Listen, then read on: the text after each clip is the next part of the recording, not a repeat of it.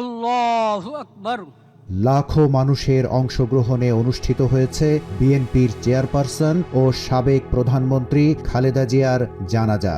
জাতীয় সংসদ ভবনের দক্ষিণ প্লাজা এবং মানিক মিয়া অ্যাভিনিউয়ে বিপুল মানুষের উপস্থিতিতে বেলা 2টায় অনুষ্ঠিত হয় নামাজে জানাজা। আল্লাহু আকবার। আমাক অনেকে কয় যে রাষ্ট্রনায়ক হিসেবে খালেদা জিয়ার শেখ হাসিনার একটা তুলনামূলক আলোচনা করা, এইভাবে তুলনা করা খুব মুশকিল। কারণ আপনাকে তো আপেলের সাথে আপেলের তুলনা করতে হবে, তাই না? আপেলের সাথে তো কাঁঠালের তুলনা করা যায় না। আপনাকে তুলনা করতে হবে এমন একটা সমস্যা সমাধানের দুইজনের সিদ্ধান্ত নেওয়া যে সমস্যাটা একই রকম ছিল দুই সরকারের আমলে। তো আল্লাহর কি কাম, হঠাৎ করে একটা সুযোগ আসছে ঠিক একইভাবে আপেলের সাথে আপেলের তুলনা করার আর কি, দুই নেতৃত্বের রাজনৈতিক সিদ্ধান্তের তুলনা করা, দেশ চালানোর তুলনা করা। আলোচনাটা শোনেন, তারপরে সিদ্ধান্ত নিয়ে না আপনি কে কেমন রাষ্ট্রনায়ক ছিলেন। এই যে নতুন বছরটা শুরু হলো না বাংলাদেশে, তো ভারত বাংলাদেশের দ্বিপক্ষীয় সম্পর্কের দুইটা গুরুত্বপূর্ণ সংবাদ দিয়ে কিন্তু শুরু হয়েছে। প্রথম খবরটা প্রকাশিত হয়েছিল একদম 1 জানুয়ারি, হ্যাঁ, বৎসরের পয়লা উপহার আর কি। এটা কয়া হয়েছে একটা গুরুত্বপূর্ণ খবর। তার আগে জানা নি যে বাংলাদেশে কিন্তু ইন্ডিয়া পাটের পণ্যের উপরে অ্যান্টি ডাম্পিং শুল্ক আরোপ করছে আরো 5 বছর আগে, সেটা আরো 5 বছরের জন্য বৃদ্ধি করছে। 2017 সালের জানুয়ারি মাসে ভারত এই শুল্ক টন প্রতি $272 ধার্য করে। এইবার এটা বাড়াইছে, টন প্রতি $351.72 করা হয়েছে, অর্থাৎ সর্বোচ্চ শুল্ক প্রায় 40% বাড়ানো হয়েছে। দেখেন, আর দ্বিতীয় খবরটাও 1 জানুয়ারিতে প্রকাশিত হয়েছে। এতে কওয়া হয়েছে বাংলাদেশের ভূখণ্ডের উপর দিয়া এখন ইন্ডিয়ান প্রমোত্তরি ভারতের কাশি থেকে ডিব্রুগড় পর্যন্ত যাবে আর কি। তো বাংলাদেশ ভূখণ্ডের ভিতর দিয়ে কতটুকু যাবে? প্রায় 1100 কিলোমিটার আর কি, এই প্রমোত্তরিগুলো। যে দেখেন, একই দিনে কিন্তু খবরটা হয়েছে। এই দুইটা খবরে কাঁঠাল রানীর আমলে বাংলাদেশ ইন্ডিয়া সম্পর্ক কেমন ছিল সেটার একটা স্পষ্ট চিত্র কিন্তু পাওয়া যায়। একই দিনে ইন্ডিয়া বাংলাদেশের কাছ থেকে আমাদের ভূখণ্ডের উপর দিয়ে চলাচলের বন্দোবস্ত আদায় করে নিছে, এবং অন্যদিকে একই দিনে বাংলাদেশের উপর চাপাই দিচ্ছে একটা অত্যন্ত অন্যায্য শুল্কের ভার। শুল্কটা আবার দিতে হবে কিন্তু ইন্ডিয়ান মুদ্রায়, বুঝছা, রুপিতে।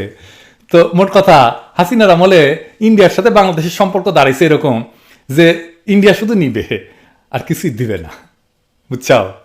আর বাংলাদেশ শুধু ইন্ডিয়ারে ভালোবেসেই যাবে।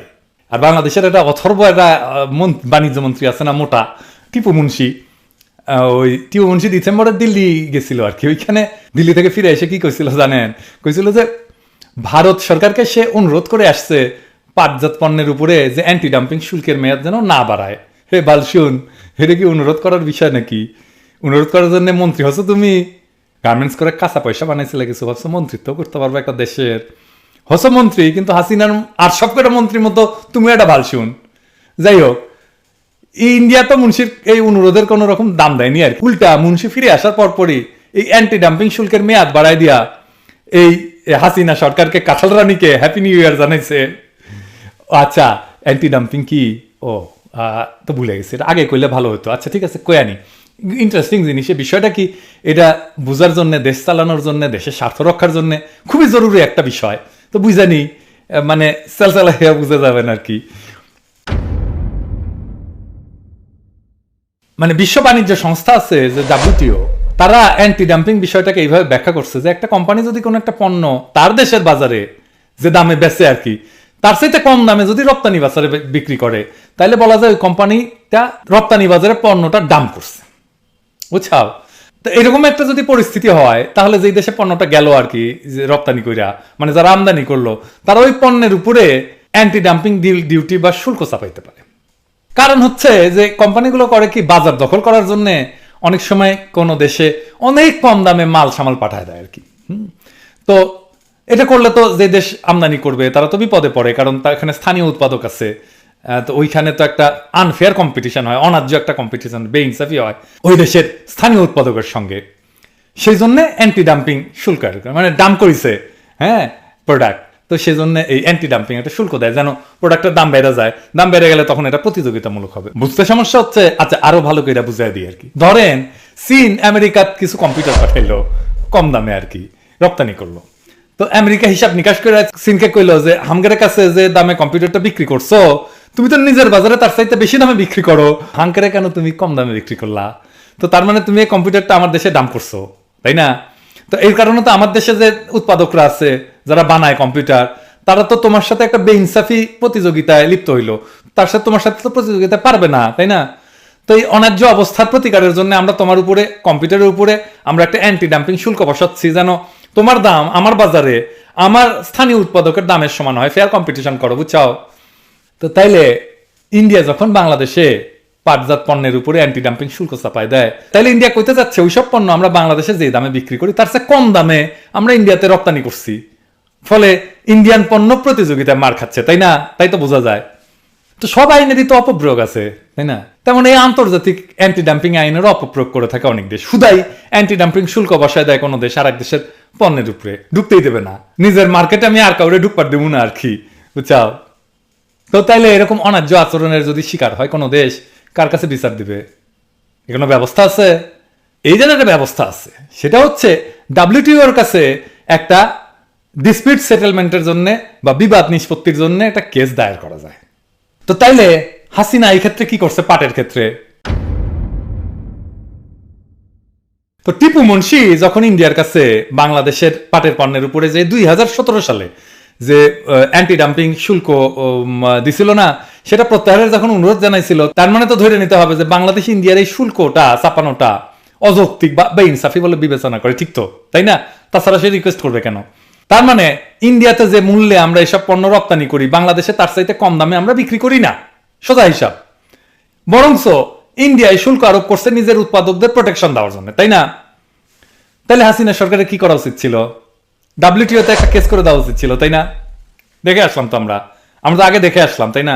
তো 2017 সাল থেকে তো 5টা বছর পার হয়ে গেছে।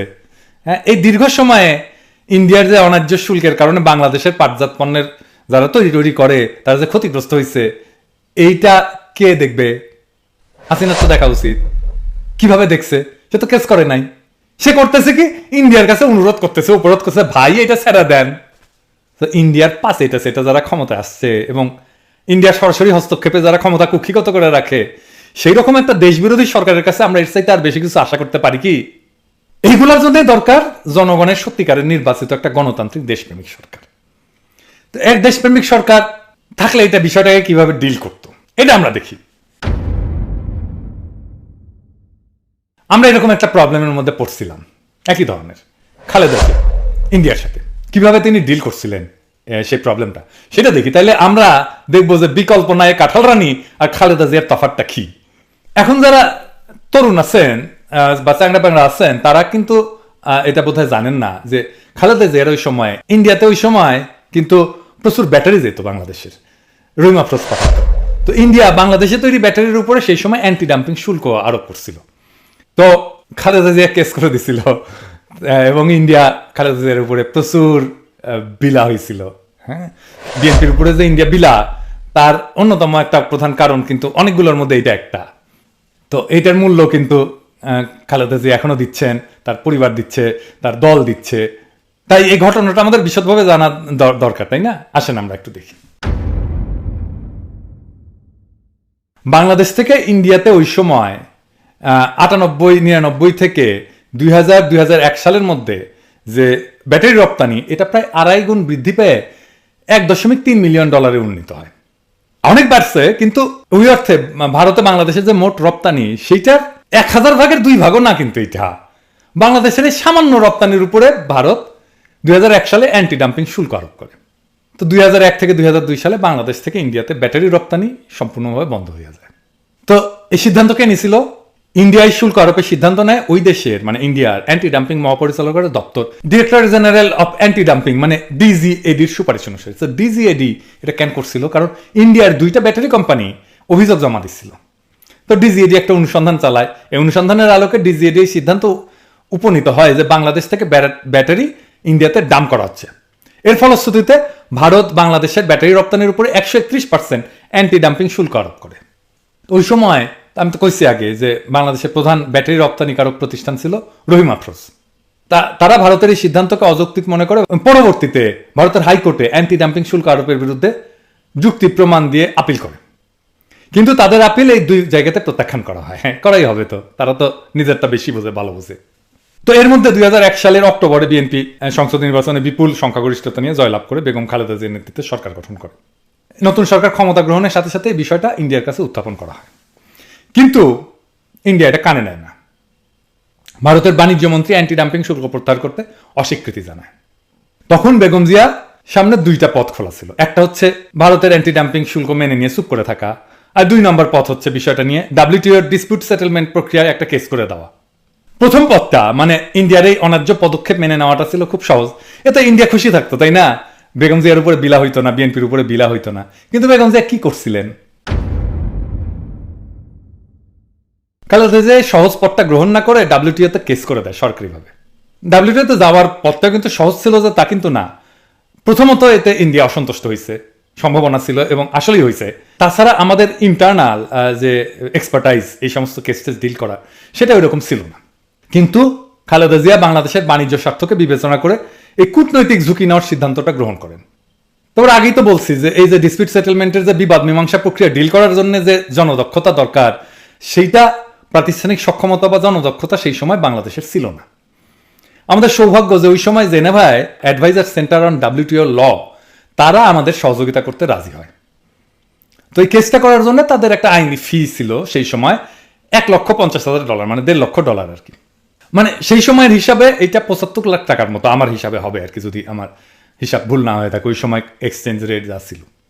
কিন্তু খালেদা জিয়া পার্সোনালি রিকোয়েস্ট করেন অ্যাডভাইস সেন্টারকে যে যেন এটা কম খরচায় করে দেওয়া হয়। আজকে তো হাসিনা খালেদা জিয়ার নামে বদনাম করে যে উনি এতিমের টাকা মাইরা দিচ্ছেন, হ্যাঁ, কিন্তু খালেদা জিয়া পাবলিক মানি খুব সাবধানে খরচা করতেন। এইটা ওনার সাথে যারা কাজ করছেন আমি এরকম একাধিক মানুষের কাছে শুনছি আর কি। কোথাও কিছু খরচা বাঁচানোর সুযোগ পেলে তিনি সেটা সদ্ব্যবহার করতেন। যাই হোক, এটা আপনারা করতে পারবেন, যে কেউ এটা চেক করতে পারবেন যে ওই অ্যাডভাইস সেন্টার কত নেয় মামলায়, বাংলাদেশ কত টাকা দিচ্ছে, তাই না? তো রেকর্ড আছে। শেষ পর্যন্ত অ্যাডভাইস সেন্টার খালেদা জিয়ার রিকোয়েস্ট নেয় এবং মাত্র $15,000 কেসটা করতে রাজি হয়। মানে সেই সময় $15,000 মানে ওই সময়ের আর কি 7.5 লাখ টাকা আর কি। তো যাই হোক, মানে 10 ভাগের 1 ভাগে কিছুই না। তো বাংলাদেশ তখন ইন্ডিয়ার অ্যান্টি ডাম্পিং সিদ্ধান্তের বিরুদ্ধে 5টা যুক্তি WTO এর কাছে পেশ করছিল। অল্প কথায় কই আর কি। 1 নাম্বার হচ্ছে যে ভারত শুল্ক আরোপের আগে যে অনুসন্ধান চালাইছিল সেটা ছিল ত্রুটিপূর্ণ। 2, ভারতে বাংলাদেশের ব্যাটারির রপ্তানির মূল্য এবং বাংলাদেশের বাজারে মূল্যের যে তফাৎ বা মার্জিন, এটা সঠিকভাবে নির্ধারণ করা হয়নি। 3, ভারত তার প্রতিষ্ঠানগুলোর উপর যে ক্ষতি হয়েছে বলে দাবি করছে সেটা প্রমাণিত না। 4, বাংলাদেশের প্রতিষ্ঠানগুলো যে তথ্য দিছে ভারতের সিদ্ধান্ত গ্রহণের জন্য, সেগুলো যথাযথভাবে আমলে নেওয়া হয়নি। এবং 5 নাম্বার, ভারত সব পক্ষকে এবং জনসাধারণকে সকল প্রাসঙ্গিক তথ্য দিতে ব্যর্থ হয়েছে। এইসব কারণের পরিপ্রেক্ষিতে বাংলাদেশ যুক্তি প্রদর্শন করে যে ইন্ডিয়া WTO এর অ্যান্টি ডাম্পিং চুক্তির বেশ কয়েকটি ধারার খেলাপ করছে এবং অপব্যবহার করছে। এই যে দেখেন, তো এই কেসে ইউরোপিয়ান ইউনিয়ন ছিল কেসের থার্ড পার্টি। তারা WTO এর যে প্রক্রিয়া সিস্টেম সে অনুযায়ী ইন্ডিয়াকে ডাকে, কনসালটেশনে ডাকে। হ্যাঁ, এই যে দেখেন, তারপরে কি হয়। ইন্ডিয়া জানতো বাংলাদেশের এই যুক্তিগুলো সঠিক, অকাট্য, এবং এই প্রক্রিয়া যদি তারা যায় তাহলে এটা একটা দীর্ঘমেয়াদী আইনি যুদ্ধে পরিণত হবে এবং শেষ পর্যন্ত ইন্ডিয়া হারবে, এটাতে যে তার কোনো সম্ভাবনা ছিল না। আন্তর্জাতিকভাবে হেও হবে ইন্ডিয়া। তো তখন ইন্ডিয়া গুটি সুটি মাইরা এসা কি করে জানেন, ওই তারা তখন বাংলাদেশকে জানায় যে তারা অ্যান্টি ডাম্পিং শুল্ক তুলে নিতে রাজি আছে। কি মজা! তো সে কারণে তারা বাংলাদেশকে বলে যে WTO এর যে প্রক্রিয়াটা শুরু করছো না, ওইটা বন্ধ করো। তো এটা কিন্তু ছিল চালাকি। হ্যাঁ, এটা কিন্তু এরকম চালাকি করে। মানে বাংলাদেশ যদি WTO এর প্রক্রিয়া বন্ধ করতো তাহলে ইন্ডিয়ার জিন্দিগিতে আর শুল্ক তুলতো না। হ্যাঁ, ওই যে দামাল সিনেমার পরিচালক আছে না, ওই যে রায়হান রাফি, আমার ফোন করে কইছিল যে আমি ওই যে আমার সিনেমায় যে রাজাকারের কণ্ঠে নারায় তকবীর দিচ্ছি ওইটা কিন্তু বদলাই দিব, আপনি একটু আপনার স্ট্যাটাসটা ডিলিট করে দেন। একদম ইন্ডিয়ান স্টাইল আর কি। আমি ডিলিট করে দিচ্ছি এবং তারপরে শেয়ার বদলায় নাই। খুব চমৎকার হিসাব আর কি, বুঝছাও। তো তার উত্তরে খালেদা জিয়া ইন্ডিয়াকে জানাইছিল কি জানেন, আমার ওইটা ফলো করা উচিত ছিল। উনি বলছিলেন যে ইন্ডিয়া যদি সরকারিভাবে অ্যান্টি ডাম্পিং শুল্ক তুলে নেওয়ার ঘোষণা দেয় তবেই কেবল বাংলাদেশ WTO এর আইনি প্রক্রিয়া সমাপ্তি টানবে এবং ইন্ডিয়াকে বাংলাদেশের অবস্থান মাইনে নিতে বাধ্য হইতে হয়। 2005 সালের 4 জানুয়ারি ভারত কাস্টম নোটিফিকেশন 1/2005 জারি করে এই অ্যান্টি ডাম্পিং শুল্ক চূড়ান্তভাবে বাতিল করে। এরপরে বাংলাদেশ এবং ভারত উভয় পক্ষই WTO কে জানায় যে তারা একটা সমাধানে উপনীত হয়েছে, তারা নেগোসিয়েট করে ফেলছে। এর ফলশ্রুতিতে 2006 সালের 20 ফেব্রুয়ারি WTO এর এই আইনি প্রক্রিয়া টার্মিনেট করা হয়। বাংলাদেশের অর্থনৈতিক এবং বাণিজ্যিক স্বার্থ অক্ষুণ্ণ রাখতে বেগম জিয়ার সরকার আন্তর্জাতিকভাবে যে পদক্ষেপটা নিয়েছিলেন তার জন্য প্রয়োজন ছিল কি? প্রয়োজন ছিল সাহস, অসীম সাহস, প্রচন্ড দৃঢ়তা এবং অকৃত্রিম দেশপ্রেম। এই কঠিন পরীক্ষায় তারা অত্যন্ত কৃতিত্বের সাথে, সাফল্যের সাথে মাথা উঁচু করে উত্তীর্ণ হয়েছিলেন এবং আমাদের কূটনৈতিক এবং অর্থনৈতিক ইতিহাসে এই অর্জন সবসময় স্বর্ণাক্ষরে লেখা থাকবে। আর অন্যদিকে কি করছে দেখেন হাসিনা, 5 বছরের বেশি সময় ধরে ইন্ডিয়া বাংলাদেশের পাটজাত পণ্যের উপরে অন্যায়ভাবে অ্যান্টি ডাম্পিং শুল্ক দিয়ে রাখছে এবং তার মেয়াদ এই মাসে বাড়াইছে আরো 5 বছর। ইন্ডিয়ার পাচাটা গোলাম এ নত জানু কাঁঠাল রানী হাসিনা ভারত সরকারকে মৃদু অনুরোধ করা ছাড়া আর কোনো কিছুই করে নাই, কোন নাকি বিকল্প নাই। তো আজ যখন ইন্ডিয়ার প্রমোদ তরিগুলা বাংলাদেশের বুকের উপর দিয়া এদেশের 1100 কিলোমিটার দীর্ঘ নদীপথ ব্যয় চলবে, আর আমাদের দরিদ্র পাট চাষী ভাইরা আর পাটকলের শ্রমিকেরা অসহায় দৃষ্টিতে তাকায় তাকায় দেখবেন, আফসোস করবেন এবং আক্ষেপ করবেন এবং হাহাকার করবেন, এইটার জবাব কি হাসিনা দেবে? তাই আইসকা আমাদের কৃষক আর শ্রমিকদের জানা দরকার, ওই প্রমোত্তরীর আনন্দে লুকায় আছে তাদেরই বঞ্চনার শব্দ। পাট চাষ কইরা যে পাপ করছিল তারা, সেই বঞ্চনার তেলেই এই লঞ্চগুলো প্রমোত্তরীগুলো চলে। তাদেরই ভাগ্য, তাদেরই শ্রম যা হাসিনা সরকার শুধু ক্ষমতা থাকার বাসনায় ভারতকে উপঢৌকন দিছে। কারণ আপনি আমি বাংলাদেশের কৃষক, বাংলাদেশের শ্রমিক, বাংলাদেশের জনগণ তো হাসিনার কাছে কিছু না, আমরা তো তাদের প্রজা, আমরা তার টাকা কামানোর মেশিন। আমরা পরিশ্রম করব আর হাসিনা সেটা খাবে, বিলাবে আর পালানোর সময় বাইন্দা নিয়ে যাবে। বেগম জিয়া আর ফ্যাসিস্ট কাঁঠাল রানীর মধ্যে কি তফাৎ জানতে চাইছিলেন না অনেকে? বুঝছাও তফাৎটা কি?